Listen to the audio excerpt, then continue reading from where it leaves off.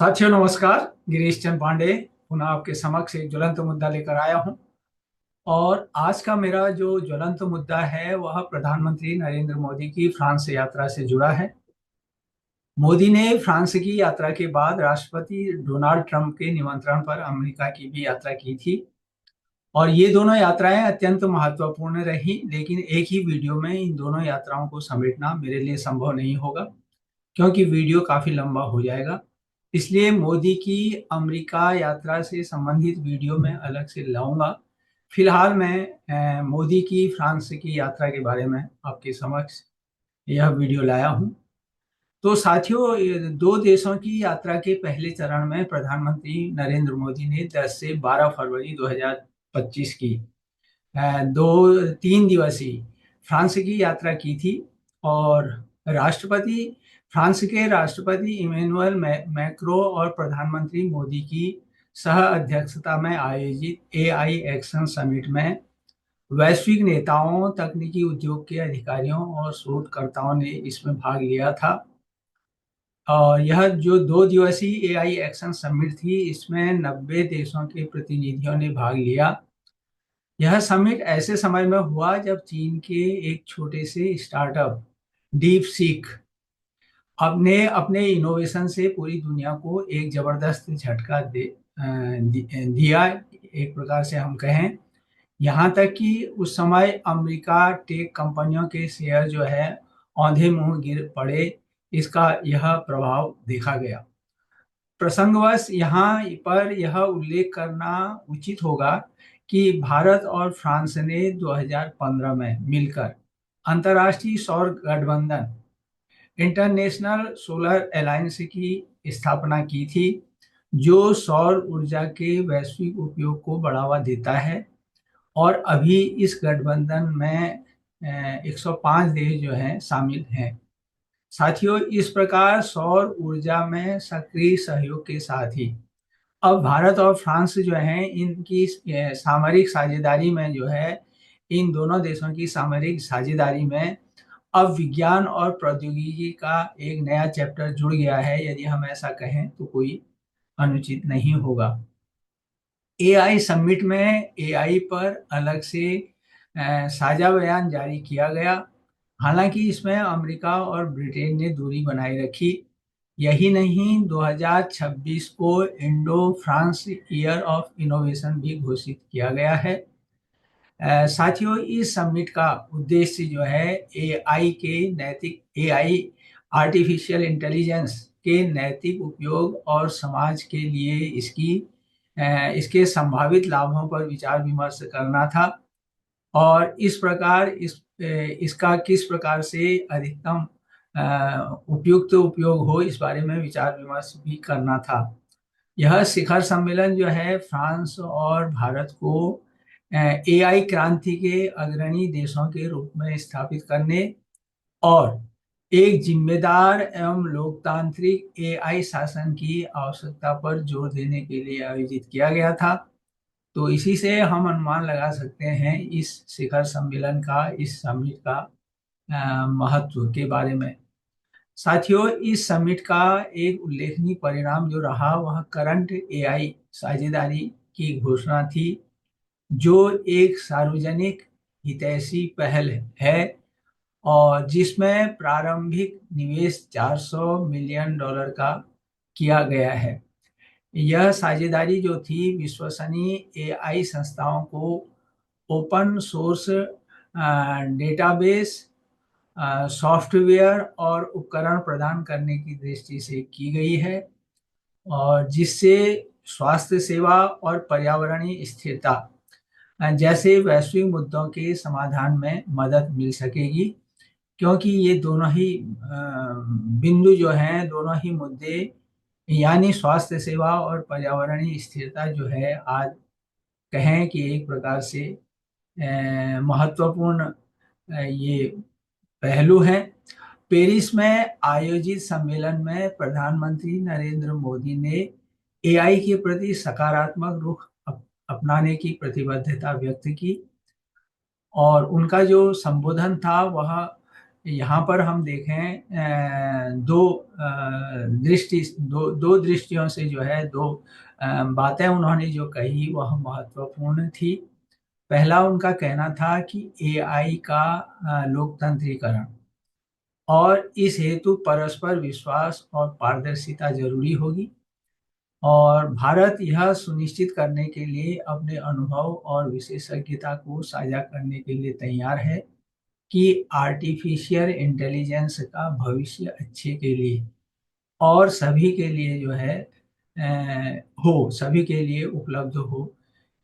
इस प्रकार इसको हम कहें कि एक प्रकार से समावेशी की भावना जो है एआई के बारे में मोदी ने व्यक्त की।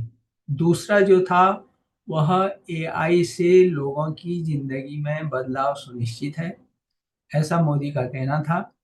और उनका यह भी कहना था कि इससे किसी की नौकरी नहीं जाएगी, बल्कि कार्य प्रकृति जो है, वर्क नेचर जो है, बदल जाएगा और उसके अनुसार ही कई नई नौकरियां जो है सृजित होंगी।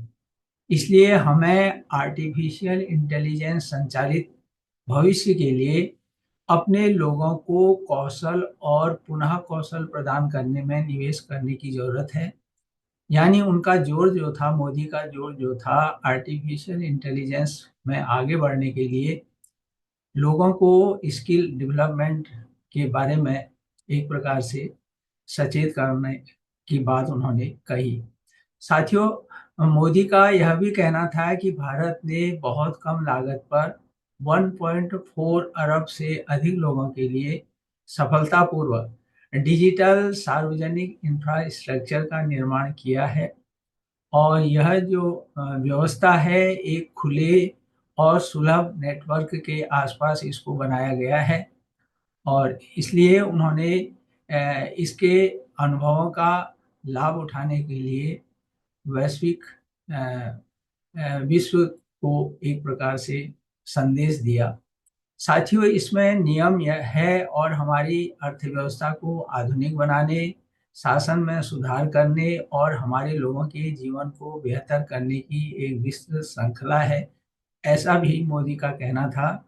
और भारत फ्रांस के द्विपक्षीय संबंधों के एक ऐतिहासिक घटनाक्रम में फ्रांस भारत में विकसित जो पिनाक है, पिनाका पिनाका यानी Pinaka multi barrel rocket launcher system खरीदने की दिशा में भी तेजी से आगे बढ़ रहा है। और इसकी वार्ता जो है अपने अंतिम चरण में है। Pinaka multi barrel rocket launcher system जो है फ्रांस ने खरीदने की अपनी इच्छा जो है व्यक्त की है। और यह इस दृष्टि से महत्वपूर्ण है कि पहली बार भारत जो है, भारत के प्रमुख हथियार आपूर्तिकर्ताओं में से एक महत्वपूर्ण देश जो फ्रांस है, वह भारतीय निर्मित हथियार प्रणाली खरीदेगा। और यह एक महत्वपूर्ण पहल भारत की तरफ से कही जाएगी कि किस प्रकार से भारत जो है विश्व में आत्मनिर्भर हो रहा है रक्षा के क्षेत्र में। साथियों, उल्लेखनीय है कि 90 किलोमीटर तक की मारक क्षमता वाली पिनाका प्रणाली को फ्रांसीसी प्रतिनिधिमंडल के सामने प्रस्तुत किया गया था, और जिस पर फ्रांस की प्रतिक्रिया जो है सकारात्मक रही है। और पिनाका प्रणाली की संभावित बिक्री न केवल भारत के रक्षा निर्यात को बढ़ावा देगी, बल्कि भारत की स्वदेशी रक्षा निर्माण क्षमताओं को भी अंतर्राष्ट्रीय मान्यता दिलाएगी। यानी भारत जो है रक्षा क्षेत्र में विश्व पटल पर भी स्थापित होगा। साथ ही इस यात्रा के दौरान मार्सिले में भारत के पहले वाणिज्य दूतावास का उद्घाटन भी प्रधानमंत्री मोदी द्वारा किया गया, और इससे भी द्विपक्षीय संबंधों को मजबूत करने, भारतीय प्रवासी समुदाय के लिए वाणिज्यिक सेवाओं को सुगम बनाने और दोनों देशों के बीच सांस्कृतिक एवं आर्थिक आदान प्रदान को बढ़ावा देने की उम्मीद है। यानी यह जो वाणिज्य दूतावास का उद्घाटन हुआ है, इससे लोगों के बीच आपसी संपर्क भी बढ़ेगा और आर्थिक आदान प्रदान को भी बढ़ावा मिलेगा। साथियों, इसके बाद प्रधानमंत्री नरेंद्र मोदी ने मार्सिले के मजार्ग वॉर सेमेट्री में जाकर उन भारतीय सैनिकों को भी श्रद्धांजलि अर्पित की जिन्होंने विश्व युद्धों में अपने प्राण न्यौछावर किए, प्रथम विश्व युद्ध और द्वितीय विश्व युद्ध में। तो इस प्रकार से प्रधानमंत्री का वहाँ पर अपनी श्रद्धांजलि अर्पित करना भी एक प्रकार से भावनात्मक पहल थी यह भारत की, और साथ ही यह भारत और फ्रांस के ऐतिहासिक संबंधों को भी दर्शाती है। साथ ही यह उन साझा मूल्यों एवं बलिदानों को भी उजागर करती है जो दोनों देशों को आपस में जोड़ते हैं। यह निश्चित तौर पर एक महत्वपूर्ण भावनात्मक पहल हम इसको यहाँ पर कह सकते हैं। दोनों नेताओं ने यानी फ्रांस के राष्ट्रपति और नरेंद्र मोदी ने जो है आगामी भारत फ्रांस नवाचार वर्ष पर विशेष ध्यान देने के साथ ही प्रौद्योगिकी है, नवाचार है और निवेश संबंधों को बढ़ावा देने पर भी चर्चा की। यानी इस पर दोनों देश जो हैं अपने आगे की पहल भी जो है जारी रखेंगे। भविष्य के सहयोग की रूपरेखा वाले एक संयुक्त वक्तव्य को भी जो है स्वीकार किया गया, अपनाया गया, और नागरिक परमाणु ऊर्जा है, पर्यावरण तथा संस्कृति सहित 10 प्रमुख समझौतों पर हस्ताक्षर किए गए, जो एक महत्वपूर्ण कहें कि इस यात्रा के दौरान पहल थी। साथियों, रक्षा क्षेत्र में दोनों नेताओं ने सैन्य सहयोग को और गहरा करने, स्कॉर्पियन पनडुब्बियों के संयुक्त विकास में प्रगति का स्वागत करने और उन्नत प्रौद्योगिकियों पर चर्चा करने की अपनी प्रतिबद्धता भी दोहराई। यानी इन क्षेत्रों पर भी अपने सहयोग को आगे ले जाने की वचनबद्धता जो है दोनों नेताओं ने व्यक्त की। और भारत और फ्रांस के बीच संबंध अगर हम देखें दशकों से घनिष्ठ और बहुआयामी रहे हैं। दोनों देश लोकतांत्रिक मूल्यों, बहुपक्षीयता और सामरिक स्वायत्तता और वैश्विक शांति व स्थिरता के प्रति अपनी वचनबद्धता साझा करते आए हैं। प्रधानमंत्री मोदी और राष्ट्रपति मैक्रों ने होराइजन 2047 रोड मैप पर हुई प्रगति की समीक्षा भी की। गौरतलब है कि यह पहल जो है 2023 में शुरू की गई थी और जिसका उद्देश्य 2047 तक भारत फ्रांस संबंधों की दिशा निर्धारित करना है। यानी जब भारत की आज़ादी के 100 साल पूरे हो जाएंगे 2047 में, और भारत ने विकसित भारत का लक्ष्य जो है 2047 तक रखा है। यह रोड मैप परमाणु ऊर्जा है, रक्षा और प्रौद्योगिकी जैसे प्रमुख क्षेत्रों में दोनों देशों के बीच सहयोग पर केंद्रित है, और दोनों देशों के बीच सामरिक साझेदारी को मजबूत करने की दिशा में भी हम इसको कह सकते हैं। यह एक महत्वपूर्ण पहल हम इसको कहेंगे।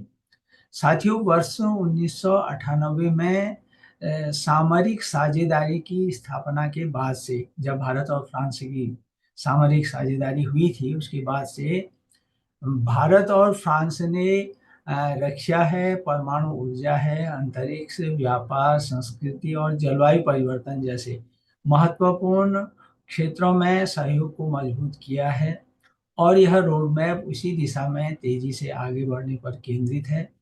प्रधानमंत्री ने यूरोप, पश्चिम एशिया और हिंद प्रशांत क्षेत्र में हाल के भू राजनीतिक घटनाक्रमों पर भी चर्चा की, और इसके अलावा प्रधानमंत्री ने 14वें भारत फ्रांस मुख्य कार्यकारी अधिकारी CEO मंच को भी संबोधित किया।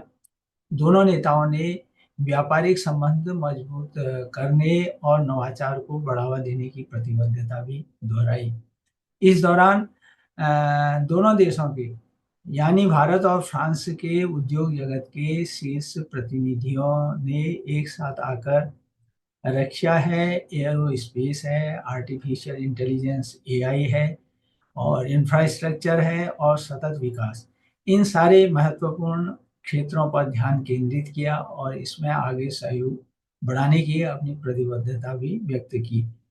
प्रधानमंत्री ने वैश्विक निवेश केंद्र के रूप में भारत के बढ़ते आकर्षण पर प्रकाश डालते हुए इसकी स्थिर नीतियों यानी भारत की स्थिर नीतियों और हाल के आर्थिक सुधारों पर जो है बल दिया और फ्रांस की कंपनियों को भारत में जो असीमित अवसर उपलब्ध हो रहे हैं उनका हिस्सा बनने के लिए भी आमंत्रित किया और भारत में एक प्रकार से हम कहें कि उनको निवेश के लिए आमंत्रित किया प्रधानमंत्री नरेंद्र मोदी ने। साथियों, यहाँ पर यह उल्लेख करना जरूरी है कि फ्रांस यूरोप में भारत के सबसे महत्वपूर्ण सामरिक भागीदारों में से एक है और दोनों देशों के बीच रक्षा सहयोग सामरिक साझेदारी की एक प्रमुख आधारशिला है। सामरिक साझेदारी में रक्षा सहयोग जो है, डिफेंस कोऑपरेशन जो है, दोनों देशों के बीच एक महत्वपूर्ण कड़ी है और यह निश्चित तौर पर दोनों देशों के बीच एक महत्वपूर्ण सहयोग का क्षेत्र हम इसको कहेंगे। पोखरण में भारत के परमाणु परीक्षण के बाद फ्रांस ही एक ऐसा देश था जिसने भारत के खिलाफ प्रतिबंध नहीं लगाए थे और समय पर जो है भारत की सहायता भी की थी।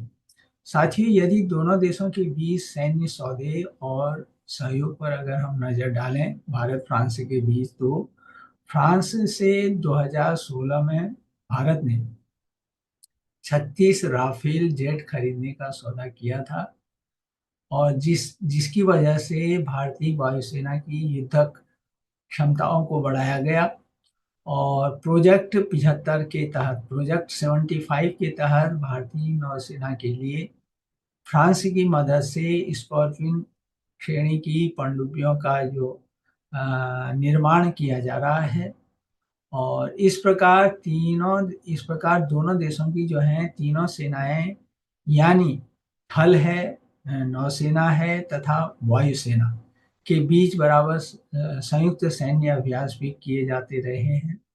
कहने का तात्पर्य यह है कि भारत और फ्रांस के बीच न केवल सैन्य सामग्री के निर्माण, उनके निर्यात, बल्कि संयुक्त सैन्य अभ्यास भी किए जाते रहे हैं और यह दोनों देशों के बीच रक्षा क्षेत्र में बढ़ते सहयोग को प्रतिबिंबित करता है। साथियों, भारत और फ्रांस इंडो पैसिफिक यानी एशिया हिंद प्रशांत क्षेत्र में जो है समुद्री सुरक्षा है, आतंकवाद विरोधी अभियानों और स्वतंत्र नेविगेशन के समर्थन में एक साथ काम कर रहे हैं। इसलिए दोनों नेताओं की आपसी वार्ता के दौरान सहयोग के इन क्षेत्रों पर विस्तार से वार्ता हुई। यूक्रेन है, मध्य पूर्व की हालिया जो स्थिति है उस पर भी विचार विमर्श किया गया। साथ ही संयुक्त राष्ट्र सुरक्षा परिषद में तुरंत सुधार की जरूरत पर भी जोर दिया गया।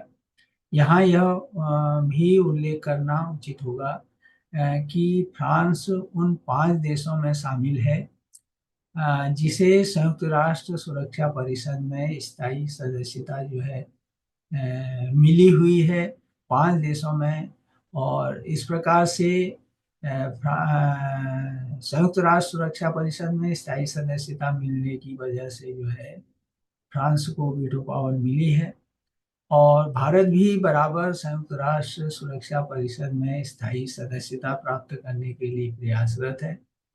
तो स्वाभाविक है कि भारत फ्रांस की जो दोस्ती है यहाँ पर निश्चित तौर पर सहायक होगी और उसका जैसे पहले से ही फ्रांस का समर्थन मिलते आया है भारत के लिए संयुक्त राष्ट्र सुरक्षा परिषद में स्थायी सदस्यता के लिए। साथियों, दोनों देश एक बहुध्रुवी विश्व व्यवस्था और वैश्विक स्थिरता के लिए भी समान दृष्टिकोण रखते हैं। असैन्य परमाणु ऊर्जा के क्षेत्र में फ्रांस की जो कंपनी है EDF, वह महाराष्ट्र के जैतापुर में दुनिया के सबसे बड़े परमाणु ऊर्जा संयंत्र की स्थापना कर रही है। और यह भी उल्लेखनीय है कि 2008 में भारत अमेरिका परमाणु समझौते के बाद फ्रांस पहला देश था जिसने भारत के साथ असैन्य परमाणु सहयोग समझौता किया है। कहने का तात्पर्य यह है कि भारत और फ्रांस परमाणु के क्षेत्र में भी बराबर सहयोग करते रहे हैं और दोनों देशों ने एक साथ मिलकर नए और आधुनिक परमाणु रिएक्टर विकसित करने की योजना भी बनाई है और इस आशय का समझौता भी किया है। इससे निश्चित तौर पर आने वाले समय में दोनों देशों के बीच जो है परमाणु सहयोग को गति मिलेगी। इसरो है और सीएनईएस जो फ्रांस की अंतरिक्ष एजेंसी है, उसके बीच कई दशकों से सहयोग जारी है अंतरिक्ष क्षेत्र में। वर्ष 2021 में दोनों देशों ने संयुक्त रूप से कृष्णा सैटेलाइट लॉन्च करने की योजना बनाई और जो पृथ्वी की जलवायु निगरानी में मदद करेगा। इस प्रकार अंतरिक्ष के माध्यम से जलवायु परिवर्तन की दिशा में भी दोनों देश जो है आगे बढ़ रहे हैं और गगनयान मिशन के तहत भारतीय अंतरिक्ष यात्रियों के प्रशिक्षण में भी फ्रांस की महत्वपूर्ण भूमिका रही है।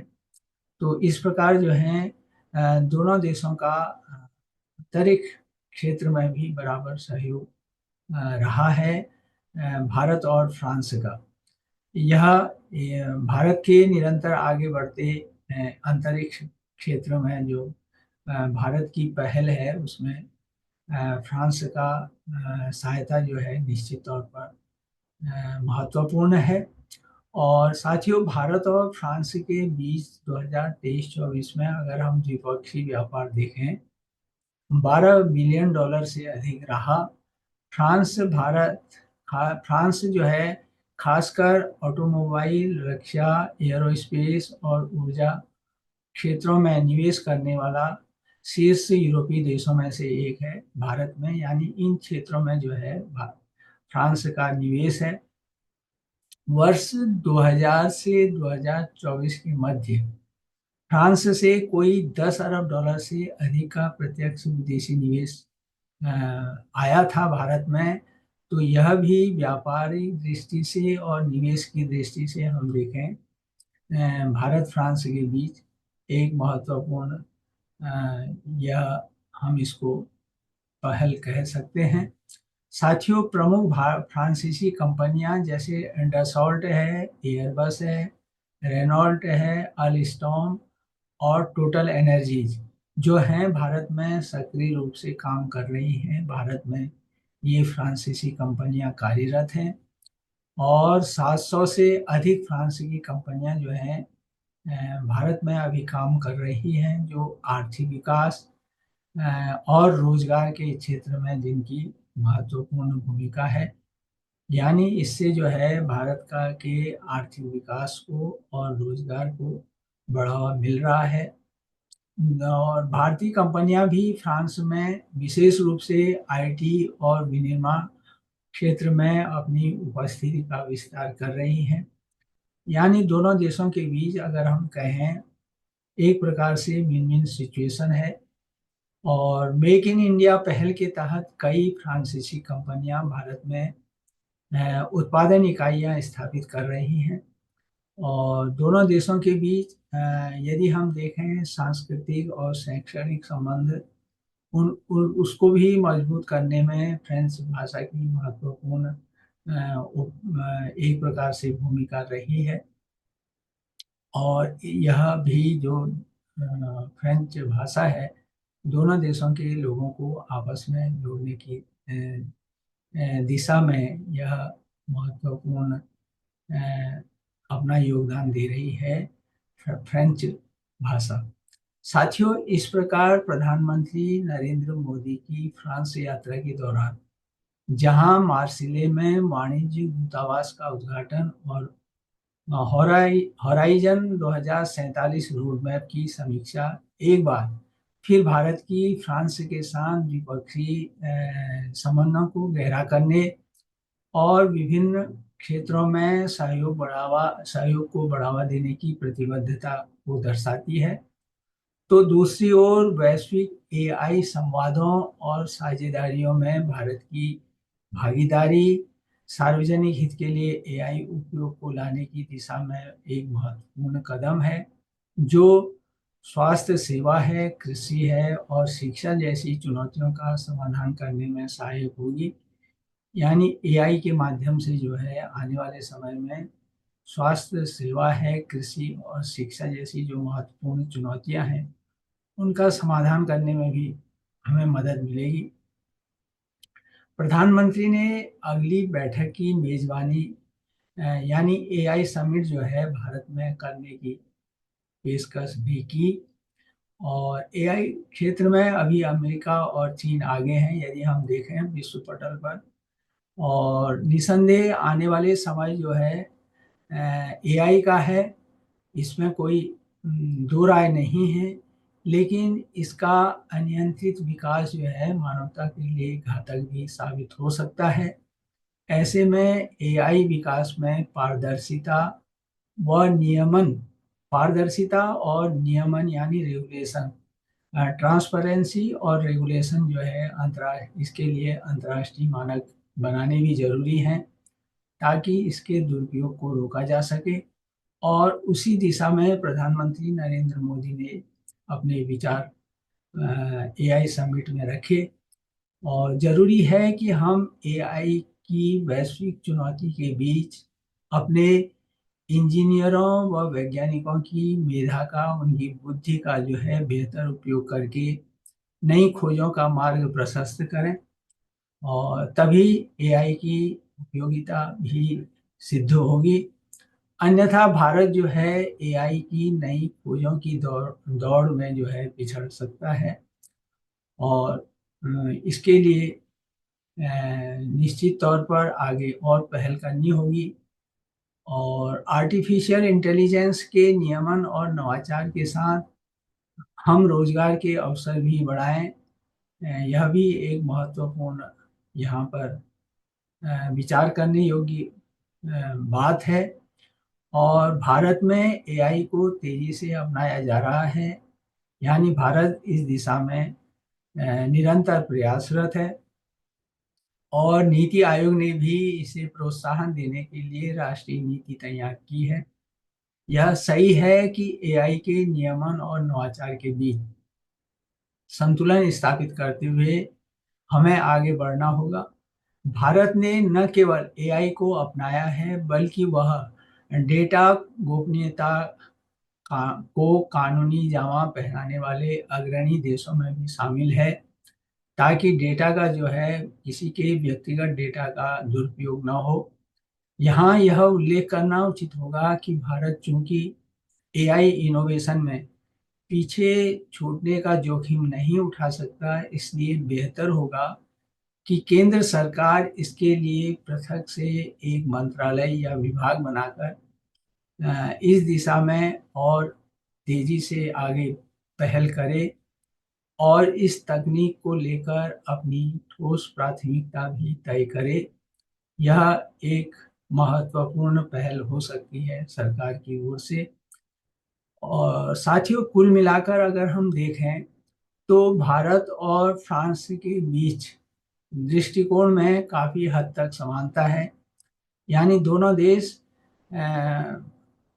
बहुत कुछ मुद्दों पर एक समान विचार रखते हैं, फिर चाहे वह यूक्रेन युद्ध हो या दक्षिण चीन सागर का मुद्दा।